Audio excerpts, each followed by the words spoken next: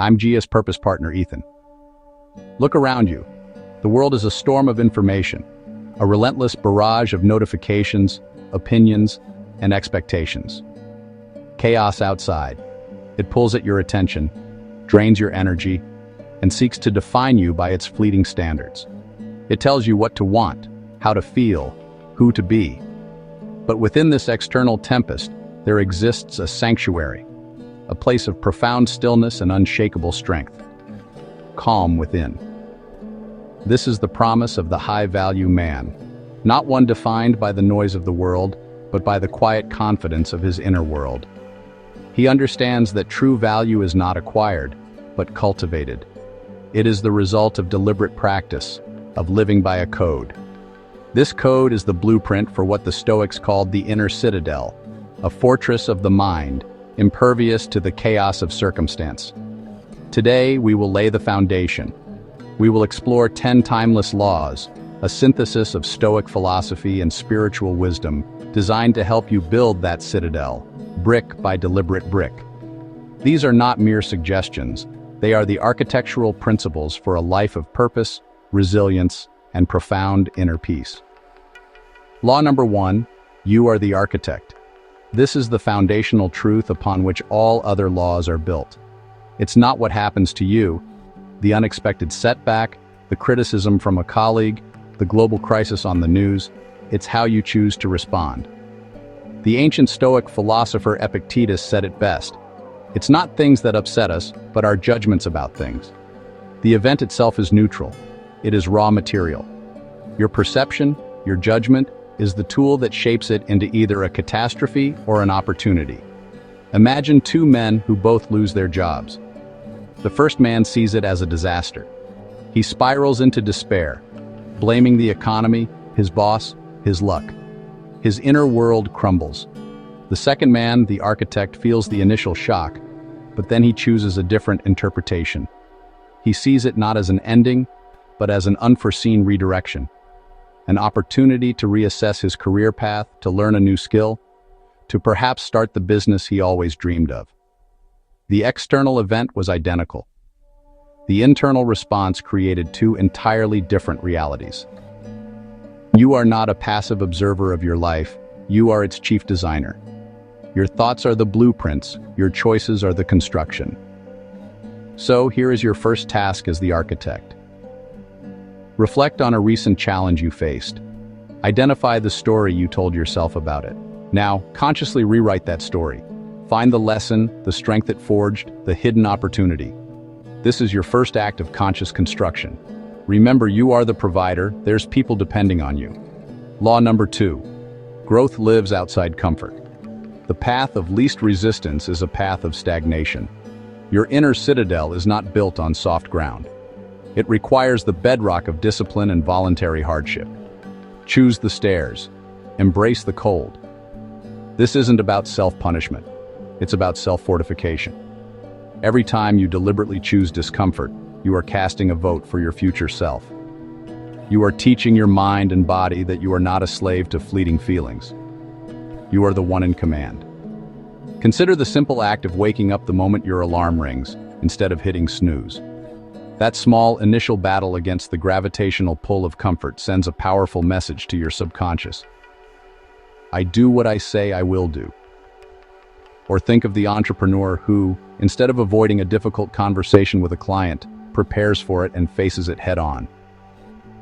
The comfort zone promises safety, but it's a cage. True safety lies in your ability to handle what's outside that cage. By embracing the difficult conversation, the cold plunge, the grueling workout, you expand the boundaries of your own resilience. You prove to yourself that you can endure. You learn that discomfort is temporary, but the strength gained from it is permanent.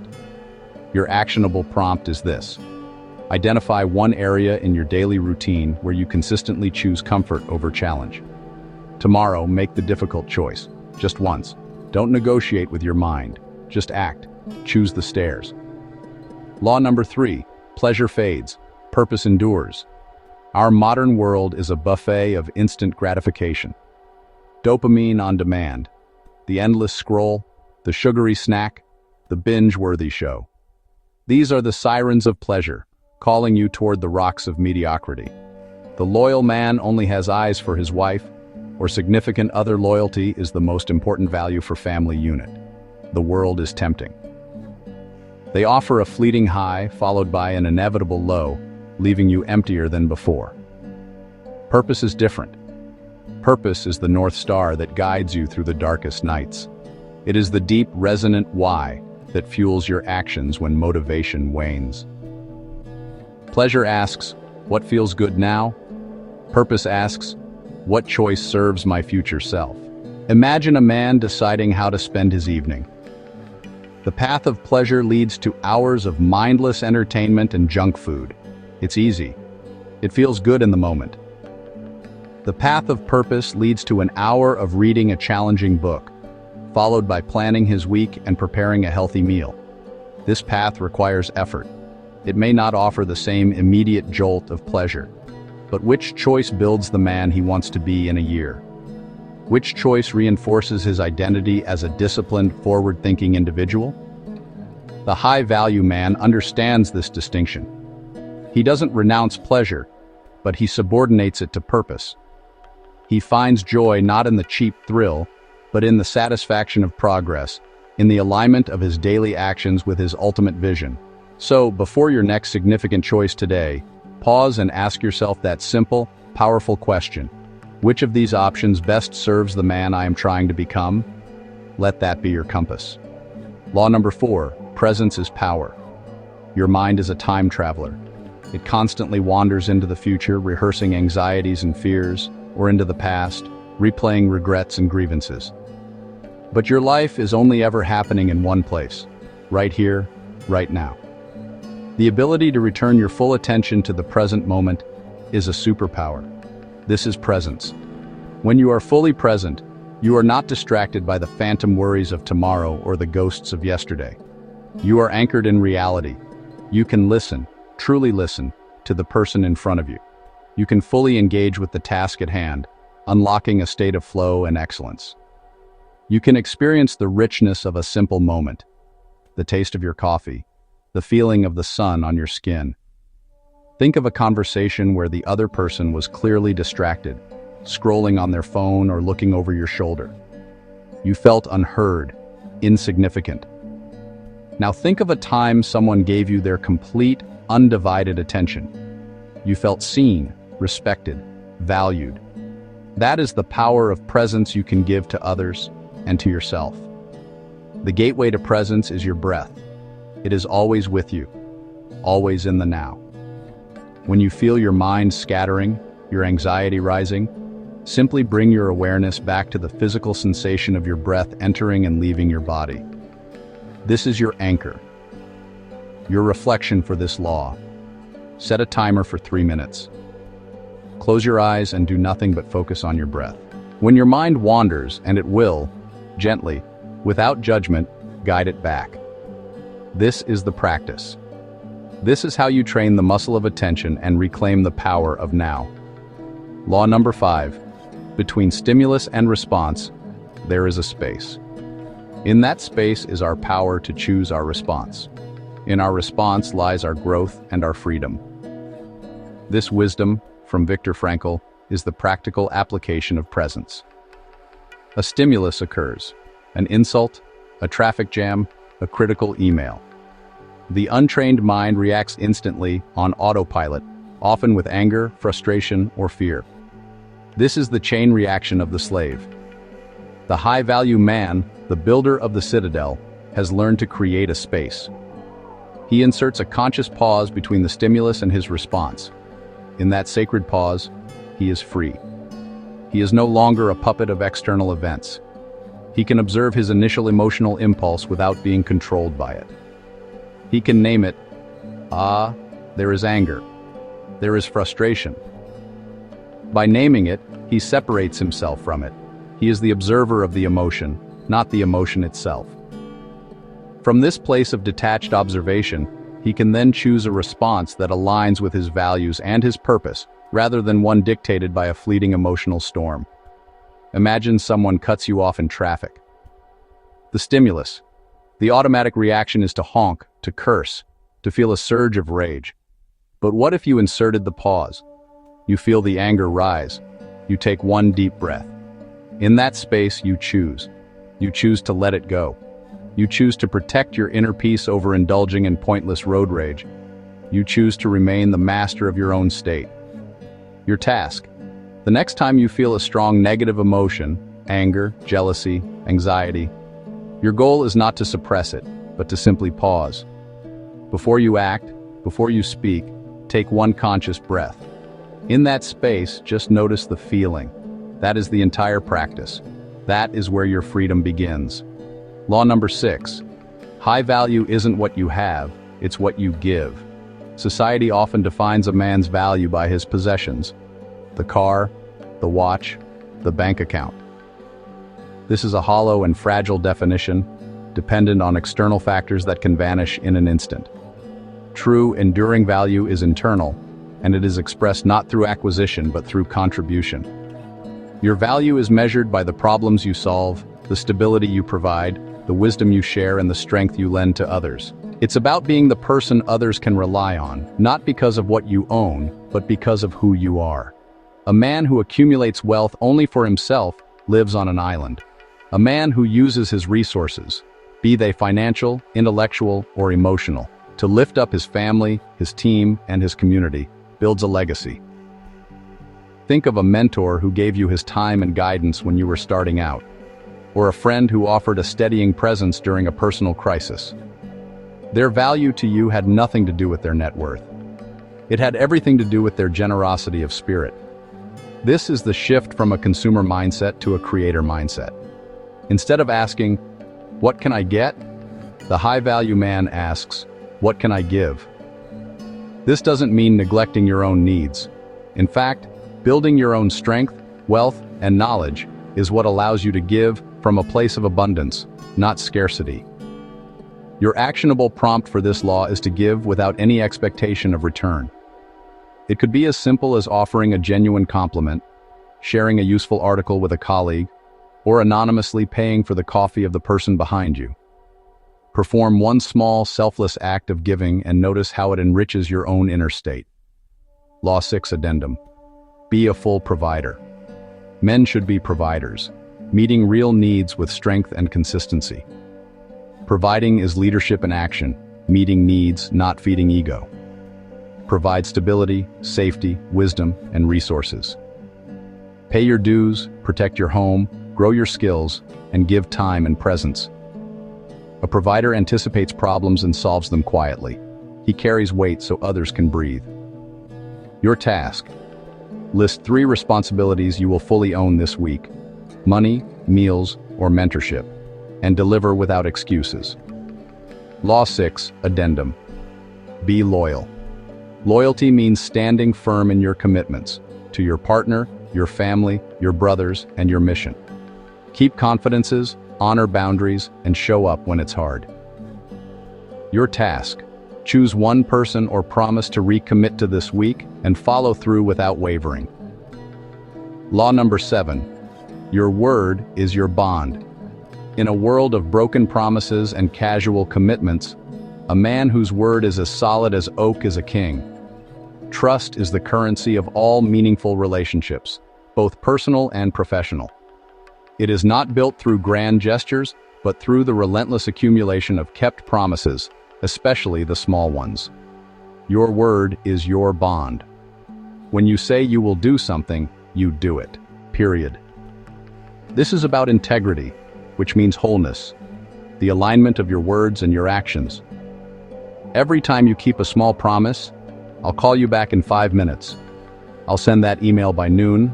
I'll be there at 7. You are performing a rep for the muscle of your character. You are building a reputation for reliability not just with others, but more importantly, with yourself. When you trust yourself to follow through, you build unshakable self-confidence. You know that when you set a goal, your word is law. Conversely, every broken promise, no matter how small, is a microfracture in the foundation of your inner citadel. It tells your subconscious that your words are meaningless, that your intentions are flimsy. Consider a friend who is chronically late, always full of excuses. Over time, your trust in their word erodes and the relationship weakens. Don't be that person. Be the one whose yes means yes and whose no means no. Your task is simple but profound. For the next 24 hours, be impeccable with your word.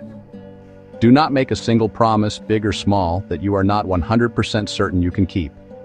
If you say you'll do it, do it. This single day of practice will reveal the power of a bonded word. Law number 8. Time is non-renewable. Of all your resources, money, energy, attention, time is the only one that is utterly irreplaceable. Every second that passes is gone forever. The high-value man understands this profound truth and treats his time with the respect it deserves. He sees it as the finite block of marble from which he must carve his life's work. This means he is ruthless in protecting it. He learns the power of the word no. He says no to invitations that don't excite him.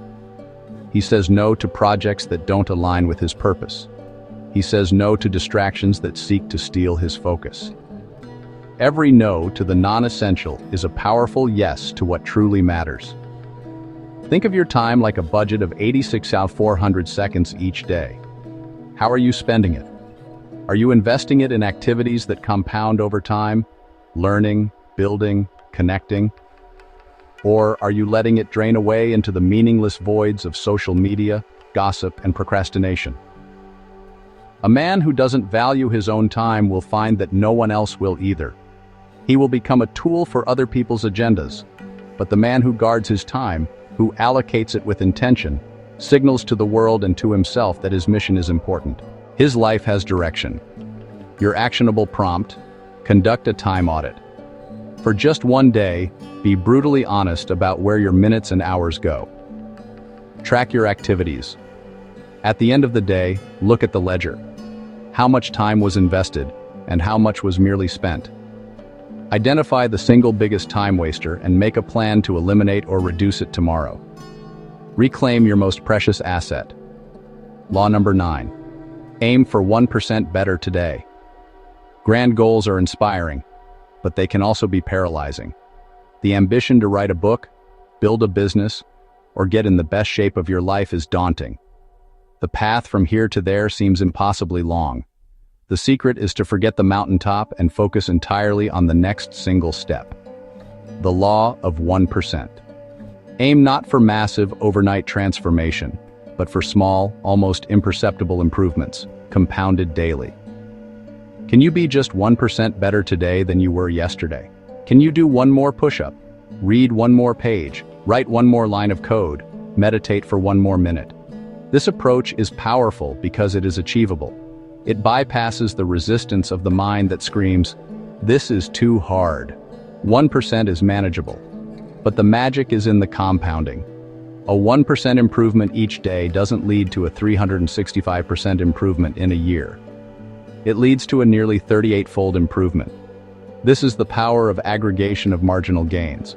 Imagine a pilot changing course by just 1 degree. Over a short distance, the deviation is negligible. But over a transatlantic flight, it results in landing on an entirely different continent. Your daily habits are your trajectory. A tiny positive shift in your daily habits, consistently applied, will lead you to a completely different destination in life. Your task is to embrace the 1% mindset. Pick one habit you want to build. Instead of setting a huge goal, ask yourself, what is the ridiculously small version of this habit I can do right now? If you want to read more, just read 1 page. If you want to exercise, just do 1 push-up. Start so small that you can't say no. Then, do it again tomorrow. Let compounding do the rest. And finally, law number 10. Everything changes. Let gratitude make this moment radiant. The Stoics called this memento mori. Remember, you will die. This is not a morbid thought, but a clarifying one. The nature of life is impermanence. Health, wealth, relationships, life itself, all are transient. Nothing is permanent. Resisting this fundamental truth is the source of immense suffering. Clinging to what was or fearing what might be lost is a recipe for anxiety. The antidote is not detachment, but deep appreciation. It is the practice of gratitude. Because everything is temporary, every moment is infinitely precious. Gratitude is the practice of opening your eyes to the gifts that are already present in your life, right now. The warmth of the sun, the ability to take a deep breath, the existence of a person you love, the roof over your head. These are not small things. They are miracles we have become accustomed to. By consciously acknowledging them, you shift your focus from what is lacking to what is abundant. You anchor yourself in the beauty of the present, making it radiant, regardless of your circumstances. A man who is grateful for what he has is truly rich. A man who is constantly chasing what he lacks is poor, no matter how much he owns. Gratitude transforms your inner world from a place of scarcity to a place of abundance. Your final prompt. Before you go to sleep tonight, write down or simply bring to mind 3 specific things that happened today for which you are genuinely grateful. It could be a productive meeting, a beautiful sunset, or a kind word from a stranger. Feel the gratitude in your body. Make this a non-negotiable daily ritual. It will rewire your brain to see the good that is always there, waiting to be noticed. These 10 laws are your tools. You are the architect. Growth lives in discomfort. Purpose endures beyond pleasure. Presence is your power. The pause is your freedom. Your value is in what you give. Your word is your bond. Your time is non-renewable. Aim for 1% better, and let gratitude illuminate it all. The world will continue to be a storm. That will not change. But you can. Be the calm in your storm. Don't try to master all 10 laws at once. That is the path to overwhelm. Choose one. Just one law that resonates with you most deeply right now, and commit to living it fully for the next 7 days. If this guidance has served you, consider sharing it with another man who is walking his own path, who is seeking to build his own fortress of character and calm. We rise by lifting others. Subscribe for more tools for the journey. The work is never finished. Build your inner citadel. The journey continues.